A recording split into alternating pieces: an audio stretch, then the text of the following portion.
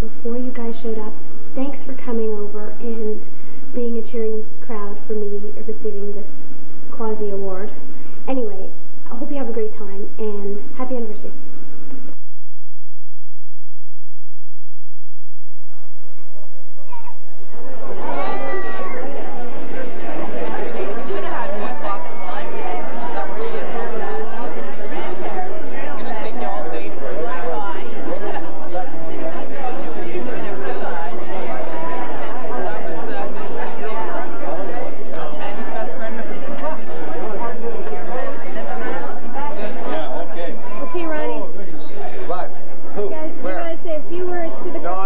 Just break the camera if I say anything. Come on, any jokes or anything? Not me. Not me. You want some golf jokes? They're dirty. Have you got your speech ready? No, any time. You like me, Wayne? Wing it. I said this afternoon I gotta have a break. So, do you know what? Spirit hauled me up there to Carl. I visited his architect. I think on and on about this project. Looking at my watch, 5 o'clock. I said I got to go. Listen, you can wing it as well as I can. Well, it's going to be that because I'm not even that time. We do have a few stories I think that we can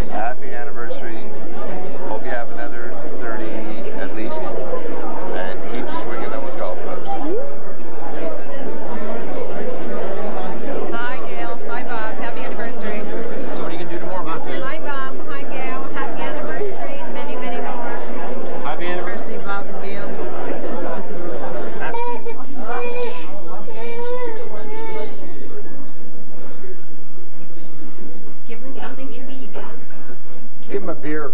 Give him Ronnie's beer. It's empty.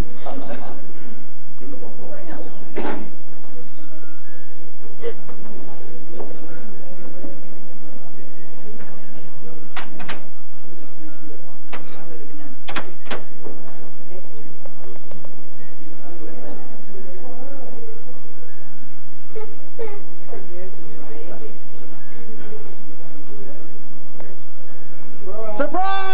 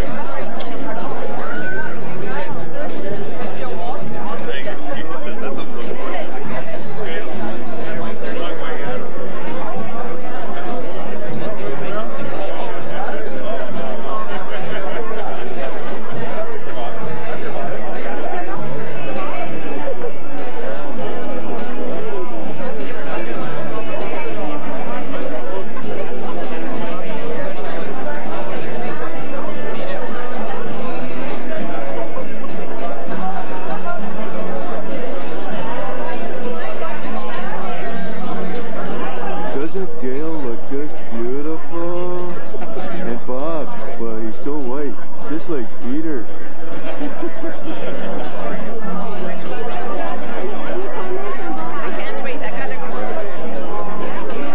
He looks like a spastic. But that's the way he was in the 60s too, so.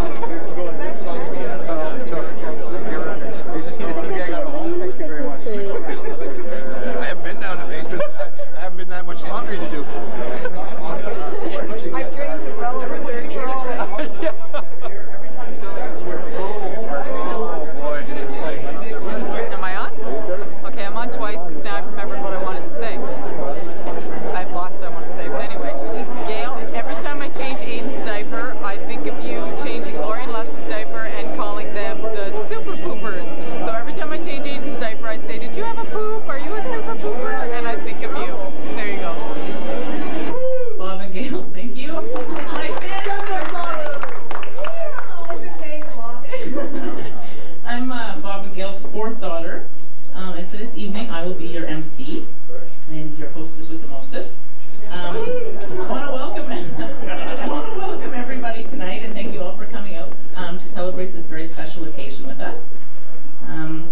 We're all here tonight because 30 years ago, Bob made one of the best decisions of his life. The other one being having a fourth child. 30 years ago, Mom and Dad made some very important vows to one another and have stood by them and been an inspiration to many of us here and have forced the realization that true love does happen. I was having dinner with Mom and Dad the other night, and Dad and I were having a verbal battle. It happens often. And in frustration, I turned to Mom and I said, "How can you handle this guy? Like, how can you live with him for this long?" And Mom looked up from whatever she was doing, and she's like, "Sorry, what? I tuned you out a long time ago." So I guess that's the secret to a long and happy relationship. We've asked a few people to speak here tonight. First of all, we have Ronnie and Judy. Ronnie was best man at Mom and Dad's wedding, and both grew up with Dad. And if the stories I've heard are true, got into a lot of trouble together. Both Judy and Ronnie's sons Anthony and David have been part of our family for as far back as I can remember, so we thought it'd be appropriate if they would come and speak tonight.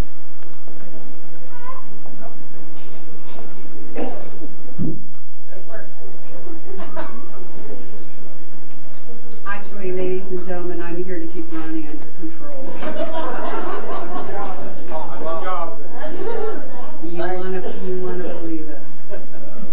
I've known Bob for 45 years. Actually, I think I was his first girlfriend. I'm not too sure about that. He can change something. Gayles for about 35, and she can change that too. The Bob and girls have asked us to dust off our memories and share with you a few stories. Believe me, there are a few. But, given how easily Bob is embarrassed and has a memory like an elephant, and I might need some electrical work done in the future, and I still need a few golf lessons from Gail, I'm not going to tell all my stories. But there is one exception. There was an incident that occurred in Constance Bay, I think about 43 years ago. Yeah, the picture in the back. Demiano was there. He's here tonight.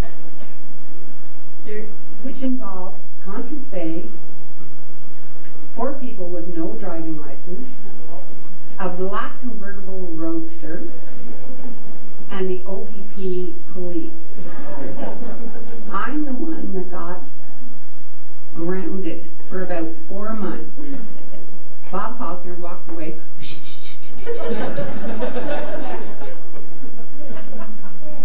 See me later for the details. At this time, I would like to wish my 2 very good friends a very happy 30th anniversary, and I wish you many, many years.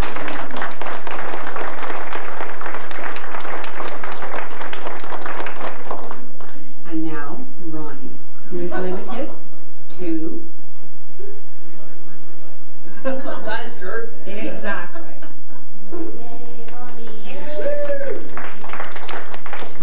This is a little embarrassing because... The abridged version, please. Oh, shut up. I asked the girls how much time did I have, and they said, "Ron, you've got a moment." Time's up. I said, "Hold it. How in the hell do I cover 47 years in a moment?" I have known Bob for about that long. Gail I've known for about 35 or 40 years, or close to it, and she's only 29, and you can tell by looking at her. Bob's the old fart. And before I forget, Bob, my mother does extend her congratulations to you and Gail, as does Anthony, who picked up another new job tonight, and Quigley, whom you both know. You're gonna slap upside the head. One of the incidents my mother had asked me to bring up to your attention was when Bob and I were out. Many of you know Bob and Gail do not drink, but before Bob met Gail, he did imbibe the odd one here and there, and I would think was the instigator. And at 3 o'clock one morning, I'm lying in bed, I hear a knock on my bedroom window, which is in the basement of my mother's house, and it's Bob. And I heard my mother say, "Tell that son of a bitch to use the front door." Bob crawls through the window,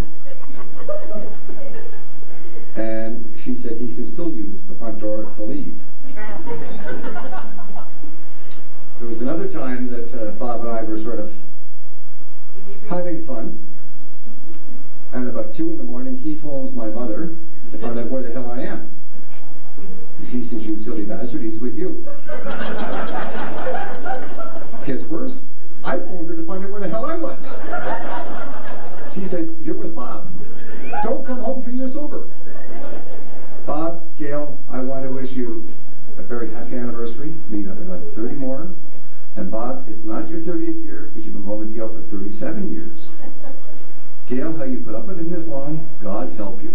You have the, honest to God, you've got an iron constitution to put up with him.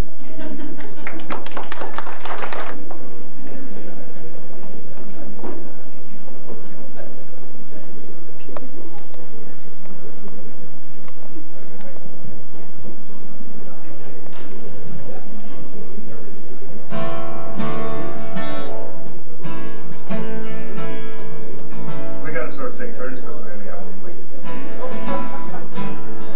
Maybe Bob will remember. I've been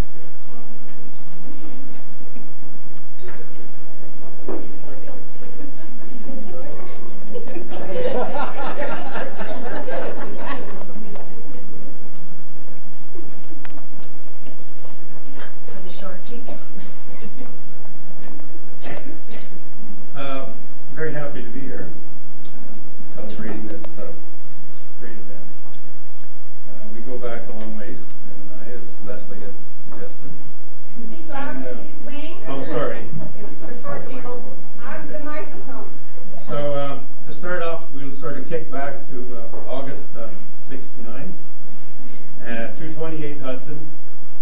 A little story and a half. Somewhere it's hidden inside that big white house. Lynn? Have to come down for the short people.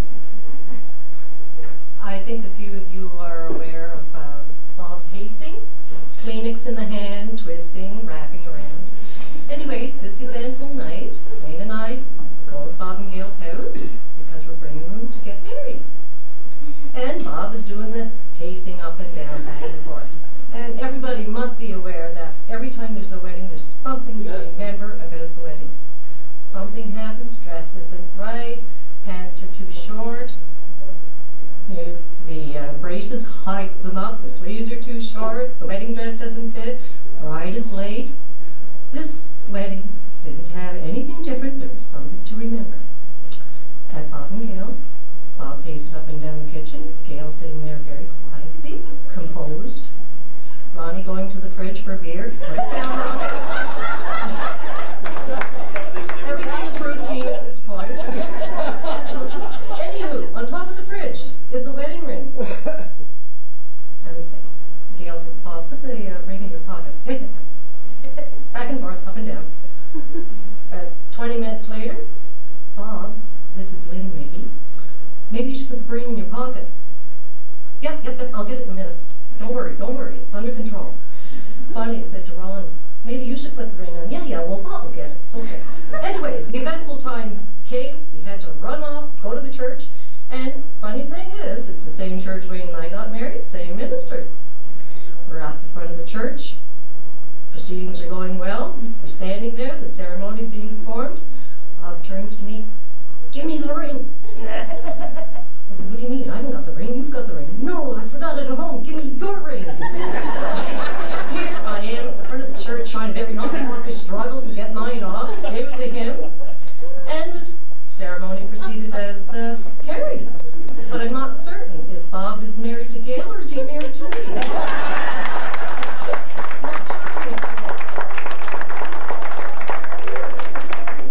That sort of inlay tells you the closely knitness of this group.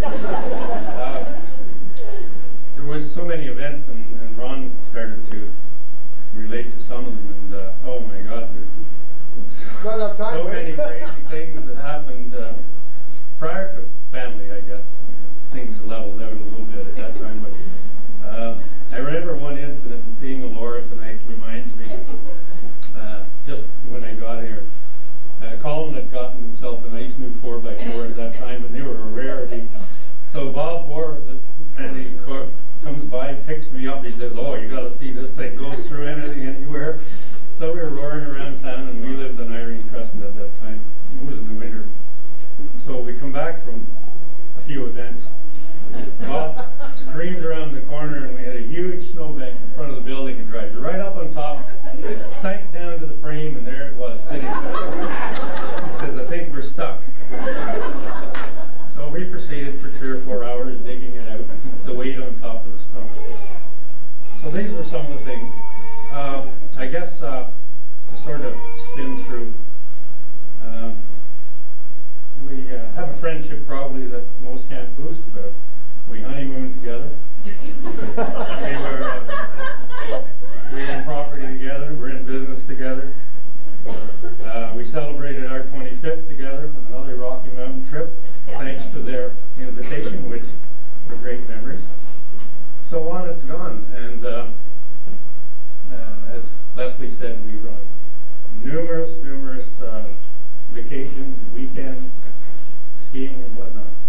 And all those memories are very treasured. And as we get older, of course, they get more cherished.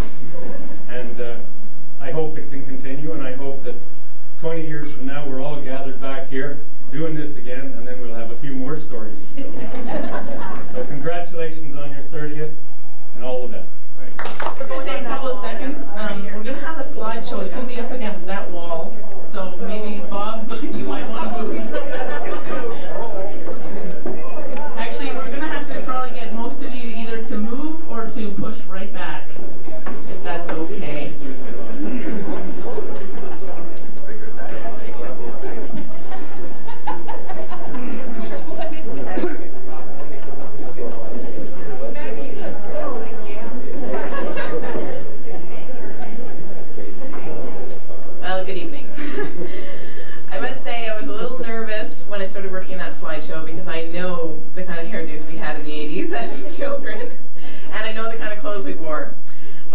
say.